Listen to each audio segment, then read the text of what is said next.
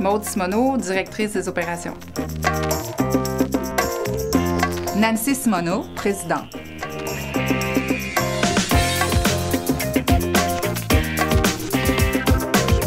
René Simoneau, fondateur.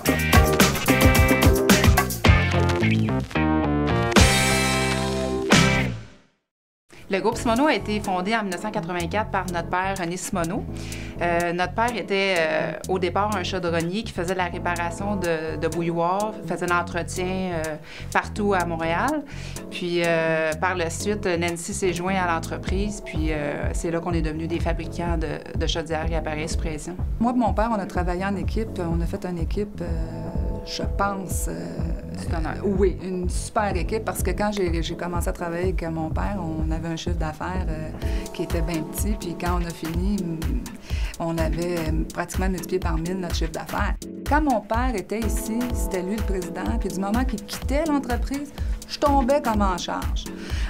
J'avais des périodes où est-ce que j'étais présidente pendant, mettons, 4 heures dans une autre journée 2 heures, puis je vivais bien avec ça, puis lui aussi. Fait que j'ai comme appris tranquillement à prendre les rênes de l'entreprise de cette façon-là. Alors, chez nous, la passation des pouvoirs de mon père à moi s'est faite de façon très, très rapide.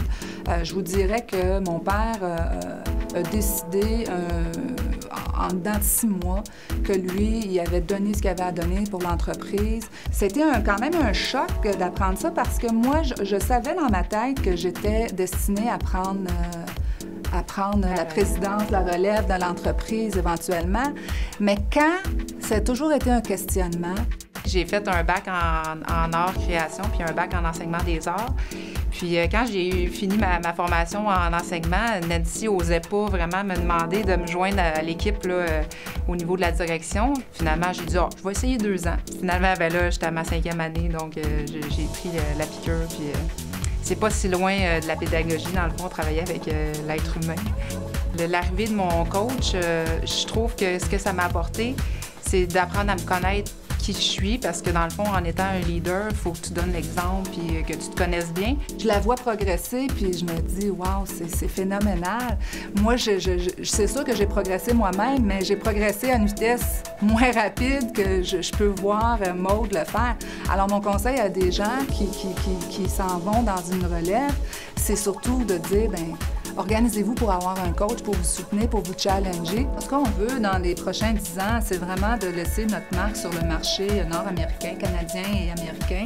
C'est de devenir aussi un incontournable pour un client qui a besoin d'une chaudière. Moi, j'ai toujours dit qu'une des plus belles qualités que mon père me léguait, c'est d'être travaillant.